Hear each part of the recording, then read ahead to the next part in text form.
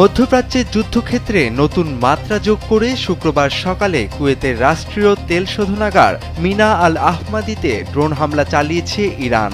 এই আকস্মিক ও শক্তিশালী হামলায় শোধনাগারের বেশ কয়েকটি ইউনিটে ভয়াবহ অগ্নিকাণ্ডের সৃষ্টি হয়েছে। আগুনের জ্বলন্ত শিখা ও কালো ধোঁয়ায় ঢেকে গেছে পুরো এলাকা। স্থানীয় উদ্ধারকারী দল ও দমকল বাহিনী আগুন নেভানোর আপ্রাণ চেষ্টা চালালেও পরিস্থিতি এখনও পুরোপুরি নিয়ন্ত্রণে আসেনি। একই সময়ে ইরানের পক্ষ থেকে দাবি করা হয়েছে তারা আমেরিকার একটি অত্যাধুনিক F-35 স্টিলথ যুদ্ধবিমান আকাশেই ধ্বংস করে দিয়েছে। বিমানটি তাদের আকাশসীমা লঙ্ঘন করেছিল। হামলাটি এতটাই শক্তিশালী ছিল যে বিমানটি পুরোপুরি ধ্বংস হয়েছে এবং পাইলটেরও কোনো খোঁজ পাওয়া যায়নি। এই জোড়া ঘটনা মধ্যপ্রাচ্যকে একটি ভয়াবহ মহাযুদ্ধের দ্বারপ্রান্তে নিয়ে গেছে।